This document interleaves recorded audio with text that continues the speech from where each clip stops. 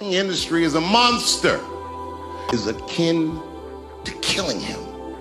Because this fucking industry is a monster. It's the same monster that these Me Too bitches was trying to tell you about.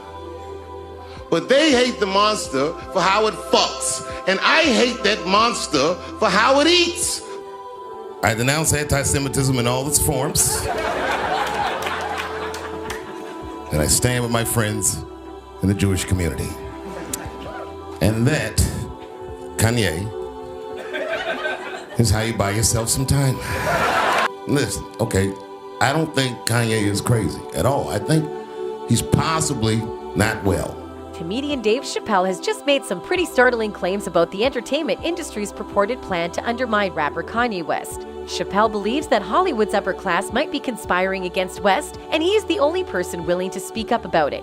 Chapelle's recent interview has caused quite the stir in the entertainment industry, with some wondering if his accusations hold any water. As it would appear, there's a lot more to these claims than meet the eye, so I'd stay tuned if I were you. What is happening in Hollywood that a guy that tough will be on the street waving a gun, screaming, "They are trying to kill me"? Dave Chapelle, a close friend of Kanye West, recently revealed that the rapper has been vocal about the questionable practices of certain powerful players in the entertainment industry. However, as we all know, challenging the establishment often leads to repercussions. Reportedly, Kanye's outspokenness has made him a target for these individuals who view him as a threat to their power and are willing to use unethical tactics to bring him down. Some influential figures even prefer silencing Kanye rather than allowing him to continue speaking out. Chapelle, a longtime member of the entertainment industry, has also shared startling insights into the inner workings of Hollywood elites. In an interview with Oprah Winfrey, Chapelle opened up about the pressure he faced early in his career and how some individuals attempted to use it to control him. His revelations have caused a stir worldwide. Trying to get me to take psychotic medication. Yeah, like I'm sitting around, I was stressed out, but the people that were telling me I was insane, I believe that they knew what was going on.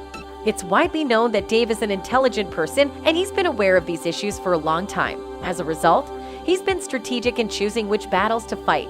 He has stated that he's witnessed some concerning events take place. Dave went on to explain that his personal experience taught him that the best way to protect himself from these malevolent people was to distance himself from them. He had witnessed firsthand how they would manipulate situations and even use incorrect diagnosis or medication to control people. If that didn't work, they would label the individual as crazy and effectively write them off. Remember when Kanye said that the industry is disappearing people and using them as sacrifices and no one believed him, even called him crazy? Well, now what do you think? Son, you're out in Hollywood, a lot of people come up missing. Feels like it might be a lot of that in order to control, traumatize. They want to monetize and traumatize. Yeezy fans have stood by their idol through thick and thin, saying, "I've never doubted Kanye up to this day. I believe everything that comes out of his mouth." Another added, "The industry is wicked to the death." If you've been following the news, you're probably aware that Kanye West's recent appearance at the Paris fashion show created a lot of controversy and made headlines in multiple media outlets. Despite facing criticism for wearing a White Lives Matter t-shirt, Kanye continued to express his polarizing viewpoints, leading some people to distance themselves from him. In fact, Kanye even publicly accused P. Diddy of abandoning him when he needed support the most. As a result, it seems that Diddy has had enough of Kanye's behavior and is now threatening to use him as an example to others. To add to the drama, Kanye West is claiming that Diddy and Drake got into a physical altercation at Yeezy Season 1 fashion show, with Jay-Z having to intervene to break it up. Kanye West has been vocalizing his thoughts to the media, even if it's affecting his career. In a recent appearance on the Lex Fridman podcast, he shared his opinions on a range of topics, including the media, anti-Semitism, and the U.S. election.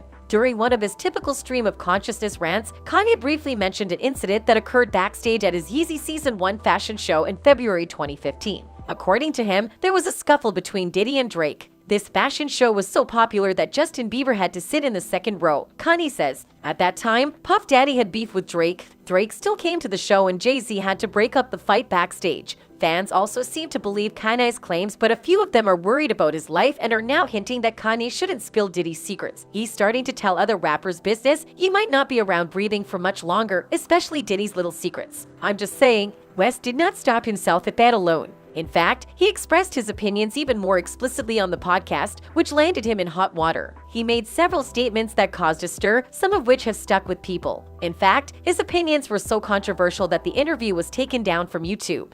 But as far as Meek Mills, Puff Daddy, whoever, none of these, all you fake hard, hold on. Okay. All you fake hard.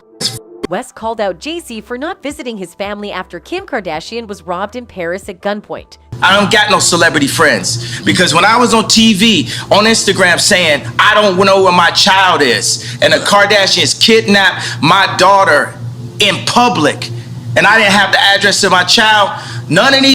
According to NME, while on his St. Pablo tour in Seattle, West told the crowd, "Don't call me after the robbery and say how you feelin'. You want to know how I'm feelin'? Come by the house. Bring the kids by the house. Like we're brothers? Let's sit down." He added, "I can't take this SHT, bro. Our kids have never even played together." During West's Sacramento show, he went after Jay-Z again. "Call me, bruh. You still ain't calling me. Jay-Z, call me. Bruh, I know you got killers. Please don't send them at my head. Just call me. Talk to me like a man." Shortly after his performance, West was admitted to a hospital for exhaustion and forced to cancel the rest of his tour. Meanwhile, a source had told Page 6 that Jay-Z was only able to deal with West for a limited amount of time. Jay can't stand him. They said he looks at him as this crazy, eccentric mother. This marked the start of the spectacular ascent and epic rift between two of the most renowned pop stars in the world, Jay-Z and Kanye West. In a lengthy interview with Charlemagne Tha God, West disclosed that his strained relationship with Jay-Z escalated after the Carters failed to attend his wedding. He revealed, "I was hurt about them not coming to the wedding. I understand they were going through some things, but if it's family, you're not going to miss a wedding." It is also important to mention that as of the time of the interview, West had apparently not yet talked directly to Jay-Z about the whole thing. "I don't think I ever asked him that question directly. What really hurt me, you can't bring my kid or my wife into it," Jay-Z later said in a radio interview. "We've gotten past bigger issues, but you brought my family into it. Now it's a problem with me." The 99 Problems rapper added, "You know it's a problem because me and him would have been talked about it, been resolved our issues. And he knows crossed the line. He knows, and I know he knows. Cause we've never let this much space go between one of our disagreements and we've had many. That's part of who we are." Well, fans seem to be behind Kanye on this one because they think Jay-Z's intentions are not pure. One of them tweeted, "The Jay-Z-Kanye feud goes deep." As you may know, Kanye West has never been one to avoid discussing the darker aspects of the music industry. Let's take a look at his statements. If you go to Apple right now, go to Apple Music. Let's load up the top 10 songs. I guarantee you they're promoting black serial killing. He explicitly stated that the media profits off the sacrifices of black people, and that is a result of his bold claims. The system silenced him. The public greatly respects Kanye for standing up against this cruelty. The truth is this, a bunch of young black male rappers keep dying. You know who's not dying? Record executives. The record executives that push for them to continue to make songs and create a culture that is... Kanye's concerns are not baseless. Black artists and rappers are consistently being violently killed, and it is naive to believe that it has no connection to the culture promoted through their music. The industry's obsessed with it, but those record executives, they're not dying because they don't push this culture on their own people, but they're encouraging you to push it on yours. The record labels are the ones responsible for pushing young black men towards violence and drugs in order to profit from it. Not just one. They're promoting black. The red media is making money off of blacks being serial killers to each other. Also misogynistic.